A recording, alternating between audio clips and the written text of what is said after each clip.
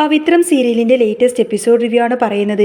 അങ്ങനെ വേദ ഒരമ്മയാവാൻ പോവാണ്. പക്ഷേ ഈ സന്തോഷ വാർത്ത അറിഞ്ഞപ്പോൾ തന്നെ വേദയ്ക്ക് വിക്രമിനെ ഒന്ന് കാണണമെന്ന് വല്ലാത്ത മോഹം തോന്നി. എന്നാൽ വിക്രമിനെക്കുറിച്ച് ഒരറിവും ഇപ്പോൾ വേദയ്ക്ക് ഉണ്ടായിരുന്നില്ല. മേരി ചേച്ചിയും ഗീവർഗീസൊക്കെ ചേർന്നുകൊണ്ടാണ് വേദയെ ഹോസ്പിറ്റലിലേക്ക് കൊണ്ടുപോയിരുന്നത്. വേദ സന്തോഷം കൊണ്ട് തൻ്റെ വയറ്റിലിങ്ങനെ കൈതൊട്ട് നോക്കുന്നതാണ്.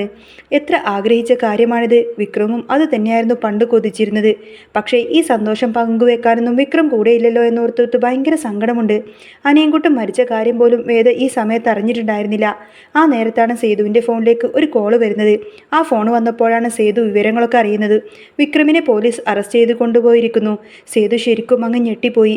എന്തിനാ ഈ സമയത്ത് ഇങ്ങനൊരു വാർത്ത എന്ന് കരുതി നിൽക്കുമ്പോഴാണ് കൂടുതൽ കാര്യങ്ങളൊക്കെ കേൾക്കുന്നത്. ചന്ദ്രശേഖരനെ കൊന്ന കേസിലാണ് അറസ്റ്റ്. പ്ലാന്റേഷൻ മാനേജർ ജോബി ഒരു കള്ളക്കഥ ഉണ്ടാക്കി വിട്ടിരിക്കുകയാണ്. അനിയൻകുട്ടനെ കൊന്നതും വിക്രമാണെന്ന് അയാൾ പറഞ്ഞു വരുത്തി. പക്ഷേ സേതുവിന് ഉറപ്പായിരുന്നു വിക്രം ഇത് ചെയ്യില്ല എന്ന്. ഇത് ചെയ്തത് ചന്ദ്രശേഖരനാണെന്ന് സേതു നേരിട്ട് കണ്ടതുമാണ്. പക്ഷേ അതൊന്നും ഇപ്പോൾ പറയാനുള്ള ഒരു സാഹചര്യവുമല്ലല്ലോ. അങ്ങനെ എല്ലാം കൂടി ചേർത്ത് വിക്രമിനെ പോലീസ് കൊണ്ടുപോയി. സേതു ഈ കാര്യം ഗീവർഗീസേട്ടനോട് പറയുന്നുണ്ട്. ഇതൊക്കെ കേട്ടപ്പോൾ മേരി ചേച്ചി ചോദിച്ചു, ഇനിയിപ്പോൾ നമ്മൾ എന്ത് ചെയ്യുമെന്ന്. വേദയോട് ഇതെങ്ങനെ പറയുമെന്നൊക്കെ. അച്ഛനും പറഞ്ഞു, ആ അത് ശരിയാ, വേദയോട് ഇപ്പോൾ ഇതൊന്നും പറയാൻ പറ്റില്ലല്ലോ. അവളുടെ മനസ്സ് ഇത് താങ്ങാൻ കഴിയില്ല. ഇതറിഞ്ഞാൽ അവൾക്ക് സഹിക്കാൻ പറ്റില്ല എന്ന് അവർ ഉറപ്പിച്ചു. എന്നാൽ അവരറിയാതെ വേദ അവിടേക്ക് എഴുന്നേറ്റ് വന്ന സമയത്താണ് ഈ കാര്യങ്ങളെല്ലാം തന്നെ കേൾക്കുന്നത്. വേദയ്ക്ക് എന്ത് ചെയ്യണമെന്ന് പോലും അറിയില്ല. ഒരു നിമിഷം അവൾ ആകെ തരിച്ചുപോയി. സ്വപ്നത്തിൽ പോലും കാണാത്ത കാര്യമാണിത്. ചിന്തിക്കാവുന്നതിലും അപ്പുറമായിരുന്നു ആ ഒരു ആഘാതം. വേദയ്ക്ക് വട്ടുപിടിക്കുന്നത് പോലെയൊക്കെ തോന്നി. ആ സമയം മേരി ചേച്ചി തിരിഞ്ഞു നോക്കിയപ്പോൾ വേദ അവിടെ നിൽക്കുന്നത് കണ്ടു. വേദ എല്ലാം കേട്ടുവെന്ന് അവർക്ക് മനസ്സിലായി. പെട്ടെന്ന് തന്നെ മേരി ചേച്ചി ഓടി വന്ന് വേദയെ ആശ്വസിപ്പിച്ചു. പിന്നീട് അച്ഛൻ്റെ അടുത്തേക്ക് ചെന്നുകൊണ്ട് വേദ കുറച്ച് കാര്യങ്ങളൊക്കെ സംസാരിക്കുന്നുണ്ട്. എല്ലാം കേട്ട് കഴിഞ്ഞപ്പോൾ അച്ഛൻ പറഞ്ഞു, മോളെ നീ ധൈര്യമായിട്ടിരിക്ക്. എന്ത് വന്നാലും കർത്താവ് നിന്റെ കൂടെയുണ്ട് എന്ന്. നിന്നെ കൈവിടില്ല. ശ്രീകാന്ത് കുടുക്കിയതാണ് വിക്രമിനെ എന്ന് വേദക്കും അറിയാമായിരുന്നു. അങ്ങനെയാണെങ്കിൽ ആ ശ്രീകാന്ത് തന്നെയും വെറുതെ വിടില്ല എന്നും സ്വത്തൊക്കെ കൈക്കലാക്കാൻ തന്നെ ഇല്ലാതാക്കുമെന്നും അവൾക്ക് നല്ല പേടിയുണ്ട്. വേദ അച്ഛനോട് ആ കാര്യങ്ങളൊക്കെ പറഞ്ഞു. അച്ഛൻ പറയുന്നുണ്ട്, നിനക്കൊരു പോറൽ പോലും ഏൽക്കില്ല വേദ, നീ ധൈര്യമായിട്ടിരിക്ക്. ബാക്കിയൊക്കെ ഞാൻ നോക്കിക്കോളാം. വേദയ്ക്കിപ്പോൾ നാട്ടിലേക്ക് പോവാനും പറ്റില്ല. പോയാൽ ശ്രീകാന്തിൻ്റെ ഗുണ്ടകൾ അവളെ പിടിക്കും. സ്വന്തം ചോരയാണെന്ന് പറഞ്ഞിട്ടൊന്നും കാര്യമില്ല. പിന്നീട് വിക്രമിനെ കുറിച്ചുള്ള വാർത്തകൾ ടി വിയിൽ വരികയാണ്. അപ്പോഴാണ് മാഷും കമലമ്മയൊക്കെ വിവരങ്ങൾ അറിയുന്നത്. അവർക്കത് വിശ്വസിക്കാൻ പോലും പറ്റിയില്ല. വിക്രം ഒരാളെ കൊല്ലുകയോ, അതും വർഷയുടെ അച്ഛനെ, ദർശന്റെ അച്ഛൻ കൂടിയായ ചന്ദ്രശേഖരനെ വിക്രം കൊന്നു എന്ന് പറഞ്ഞാൽ ദർശൻ അടങ്ങിയിരിക്കുമോ?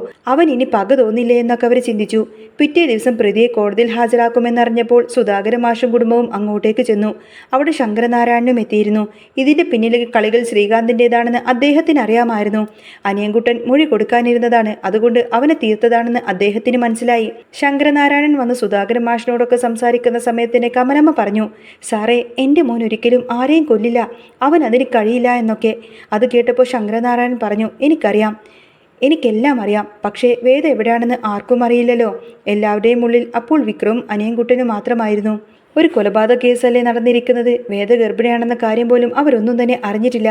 വിക്രമിനെ നമുക്ക് എങ്ങനെയെങ്കിലും രക്ഷപ്പെടുത്താമെന്ന് പറഞ്ഞ് ശങ്കരനാരായണൻ അവനെ സമാധാനിപ്പിച്ചു. കുറച്ച് കഴിഞ്ഞപ്പോൾ വിക്രമിനെ കോടതിയിൽ എത്തിച്ചു. ശങ്കരനാരായണൻ അങ്ങോട്ട് ചെന്ന് വിക്രമിനെ അങ്ങ് കെട്ടിപ്പിടിച്ചു. അദ്ദേഹം പറയുന്നുണ്ട്, വിക്രം, നിന്റെ അവസ്ഥ എനിക്ക് മനസ്സിലാവുന്നുണ്ട്. ചെയ്യാത്ത കുറ്റത്തിനാണ് നീ ഇപ്പോൾ ഈ അനുഭവിക്കുന്നത് എന്ന് നീ ഒന്നും പറയണ്ട. തന്നെ മനസ്സിലാക്കാൻ ഒരാളുണ്ടല്ലോ എന്നോർത്തപ്പോൾ വിക്രമിന് ഭയങ്കര അങ്ങ് ആശ്വാസമായി. അച്ഛനും അമ്മയും തന്നെ അവിശ്വസിക്കില്ല എന്ന് അവനറിയാമായിരുന്നു. എങ്കിലും ആ തിരക്കിനിടയിൽ വിക്രമിൻ്റെ കണ്ണുകൾ വേദയെ തിരയുന്നുണ്ടായിരുന്നു. വേദ അവിടെ വന്നിട്ടുണ്ടായിരുന്നു. വിക്രമിനെ ഒന്ന് കാണാൻ വേണ്ടി സാരിയുടെ തലപ്പെല്ലാം മറച്ചു പിടിച്ചുകൊണ്ട് മുഖമൊക്കെ മറിച്ച് അവൾ അവിടെ പമ്മി പമ്മി നിൽക്കുന്നുണ്ടായിരുന്നു. തൻ്റെ വയറ്റിൽ വളർന്ന ആ ഒരു കുഞ്ഞിൻ്റെ അച്ഛനല്ലേ അവൻ. എല്ലാവരും കൂടി ചതിച്ച് വിക്രമിനെ ജയിലിൽ അടക്കാൻ നോക്കുകയാണ്. എന്തു വന്നാലും ഈ കുഞ്ഞിനെ താൻ വളർത്തുമെന്ന് തന്നെ വേദ ഉറപ്പിച്ചു. എല്ലാവരുടെയും മുന്നിൽ ചെന്ന് കഴിഞ്ഞാൽ ചിലപ്പോൾ കുഞ്ഞിനെ രക്ഷിക്കാൻ പറ്റിയെന്ന് വരില്ല. ഈ കുഞ്ഞാണ് എല്ലാ സ്വത്തുക്കളുടെയും അവകാശി. അവനെ വളർത്തി എല്ലാ അവകാശങ്ങളും താൻ നേടിക്കൊടുക്കുമെന്ന് തന്നെ വേദ മനസ്സിൽ കരുതി. മൈക്കിളച്ചൻ വേദക്ക് സുരക്ഷിതമായ ഒരിടം നൽകി കൊടുത്തിട്ടുണ്ടായിരുന്നു. ആരും അറിയാത്ത ഒരിടത്തേക്ക് മാറി താമസിക്കാൻ വേദ തന്നെയായിരുന്നു അച്ഛനോട് ആവശ്യപ്പെട്ടത്. വേദയുടെ അപേക്ഷ പ്രകാരം അവൾ അവിടെ നിന്നും മാറി. ഈ സമയം കോടതി വിക്രമിനെ റിമാൻഡ് ചെയ്ത് ജയിലിലേക്ക് അയച്ചു. വിക്രം നിരപരാധിയാണെന്ന് തെളിയിച്ച് പുറത്തിറങ്ങണം. അതായിരുന്നു വേദയുടെ ഒരേ ഒരു പ്രാർത്ഥന. പിന്നീട് ശങ്കരനാരായണൻ ദർശനെ ചെന്ന് കണ്ടു.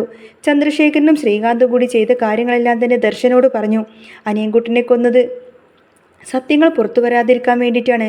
സേതു പറഞ്ഞ കാര്യങ്ങളും അറിയിച്ചു. അതെല്ലാം കേട്ടപ്പോൾ ദർശന് തോന്നി തൻ്റെ അച്ഛനും ശ്രീകാന്തും കൂടി ചെയ്ത തെറ്റാണെന്ന്. അതോടുകൂടി തന്നെ ദർശൻ ശ്രീകാന്തിനെ ആ വീട്ടിൽ നിന്നും ഇറക്കി വിട്ടു. ശ്രീകാന്ത് കാരണം ഇത്രയധികം പ്രശ്നങ്ങളുണ്ടായ സ്ഥിതിക്ക് അവനെ അവിടെ താമസിപ്പിക്കാനൊന്നും ശങ്കരനാരായണനും സമ്മതിച്ചില്ല. സ്വന്തം അനിയത്തിയുടെ ജീവിതം തകർത്ത് സ്വത്ത് മോഹിച്ചാണല്ലോ അവന്. ശ്രീകാന്ത് നേരെ വർഷയുടെ വീട്ടിലേക്കാണ് പോയത്. ദർശൻ അവനോട് വലിയ ദേഷ്യം തോന്നി. പിന്നീട് ദർശൻ വിക്രമിനെ രക്ഷിക്കാനായി ഇറങ്ങിത്തിരിച്ചു. തെറ്റ് ചെയ്യാത്ത ഒരാൾ ശിക്ഷിക്കപ്പെടാനൊന്നും പാടില്ലല്ലോ. സേതുവും ഗീവർഗീസ് അച്ഛനുമൊക്കെ കോടതിയിൽ വന്ന് സാക്ഷ്യം പറഞ്ഞു. ജോബിയുടെ കള്ളമൊഴിയും കോടതിക്ക് മുന്നിലുണ്ടായിരുന്നു. എന്നാൽ സന്തോഷം കൂട്ടുകാരും വിക്രമിനെ സഹായിക്കാനെത്തി. വിക്രം അവർക്ക് വേണ്ടി ചെയ്ത നല്ല കാര്യങ്ങൾ അവർ മറന്നിരുന്നില്ല. ഒടുവിൽ വിക്രം നിരപരാധിയാണെന്ന് പുറംലോകം അറിഞ്ഞു. ഈ സമയമെല്ലാം തന്നെ വേദ ഒളിവിൽ തന്നെയായിരുന്നു. കുഞ്ഞിനെ പ്രസവിക്കണമെന്നൊരു ചിന്ത മാത്രമായിരുന്നു അവൾക്ക്. വേദ ഗർഭിണിയാണെന്ന കാര്യം വിക്രം അറിഞ്ഞിരുന്നില്ല. വേദ അത് രഹസ്യമായി തന്നെ വെച്ചു. ഒടുവിൽ വേദ ഒരു കുഞ്ഞിന് ജന്മം നൽകി. വിക്രം ജയിലിൽ നിന്നും മോചിതനായി വന്നപ്പോൾ കേൾക്കുന്നത് വേദ അമ്മയായി എന്ന സന്തോഷ വാർത്തയാണ്. ശങ്കരനാരായണൻ വേദയെ തിരഞ്ഞുവെങ്കിലും വിവരമൊന്നും തന്നെ കിട്ടിയില്ല. ഒടുവിൽ എല്ലാവരും ഈ ഒരു വാർത്ത അറിഞ്ഞു. എല്ലാവർക്കും അത് ഭയങ്കര സന്തോഷമായി. ഇനി ശ്രീകാന്തിന് കിട്ടാനുള്ള പണികൾ കൂടി വരുന്നുണ്ട്. വർഷങ്ങൾക്കിപ്പുറം ഒരു വലിയ ബിസിനസ് സാമ്രാജ്യത്തിൻ്റെ അധിപയായിട്ടാണ് നമ്മൾ വേദയെ വീണ്ടും കാണുന്നത്. പഴയ ആ പാവം പെൺകുട്ടിയല്ല ഇപ്പോൾ വേദ. തൻ്റെ കുഞ്ഞിന് വേണ്ടി പോരാടി ജയിച്ച ഒരു കരുത്തുറ്റ സ്ത്രീ തന്നെയാണ്. വിക്രം ജയിലിൽ നിന്നും ഇറങ്ങി നാടുവിട്ടു പോയെങ്കിലും വേദ അവനെ കണ്ടെത്താനൊന്നും ശ്രമിച്ചില്ല. തൻ്റെ കുഞ്ഞിനെ സുരക്ഷിതമായി വളർത്താനായിരുന്നു അന്ന് അവൾക്ക് മുൻഗണന നൽകിയത്. എന്നാൽ ശ്രീകാന്ത് അപ്പോഴും നാട്ടിൽ പ്രതാപത്തോടെ വാഴുന്നുണ്ടായിരുന്നു. തൻ്റെ അച്ഛൻ്റെയും വിക്രമിൻ്റെയും സർവ്വസ്വത്തും ചതിയിലൂടെ അവൻ സ്വന്തമാക്കി കഴിഞ്ഞിരുന്നു.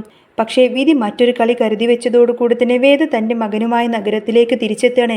വലിയൊരു കോർപ്പറേറ്റ് യുദ്ധത്തിനാണ്. ശ്രീകാന്തിൻ്റെ കമ്പനിയെ തകർക്കാൻ വേണ്ടി തക്ക സാമ്പത്തിക കരുത്തോടു കൂടിയാണ് അവൾ വരുന്നത്. ഇതിനിടയിൽ ജീവിക്കാനായി കൂലിപ്പണിയെടുക്കുന്ന വിക്രമിനെ ദർശൻ കണ്ടെത്തി. വിക്രം ചെയ്തത് തെറ്റല്ല എന്നറിഞ്ഞ ദർശൻ അവനോട് മാപ്പ് ചോദിക്കുകയും വേദയും മകനെക്കുറിച്ച് പറയുകയും ചെയ്തു. തനിക്കൊരു മകനുണ്ട് എന്ന സത്യം അപ്പോഴാണ് വിക്രം അറിയുന്നത്. ശ്രീകാന്തിൻ്റെ നാശത്തിന് തുടക്കം കുറിച്ചുകൊണ്ട് തന്നെ വേദ തൻ്റെ സ്വത്തുക്കൾ ഓരോന്നോരോന്നായി തിരിച്ചു പിടിക്കാൻ തുടങ്ങി.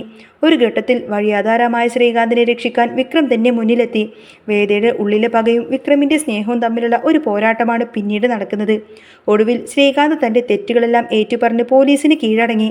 വേദയും വിക്രമും മകനും ഒരുമിച്ച് പുതിയൊരു ജീവിതം തുടങ്ങുന്നതോടുകൂടി തന്നെ പിന്നീട് നമുക്ക് പവിത്രത്തിൽ കാണാൻ പോകുന്നത് നല്ല അടിപൊളി സൂപ്പർ രംഗങ്ങളൊക്കെ തന്നെയായിരിക്കും. അപ്പോൾ നിങ്ങൾക്ക് ഈ ഒരു ചാനൽ ഇഷ്ടമാവുകയാണെങ്കിൽ സബ്സ്ക്രൈബ് ചെയ്യാനും സപ്പോർട്ട് ചെയ്യാനും മറക്കല്ലേ കേട്ടോ. പവിത്രം ഏതായാലും ഇനി നെക്സ്റ്റ് ലെവലിലായിരിക്കും വരാൻ പോകുന്നത്. അപ്പോൾ നെക്സ്റ്റ് വീഡിയോ ആയിട്ട് കാണാം. ബൈ.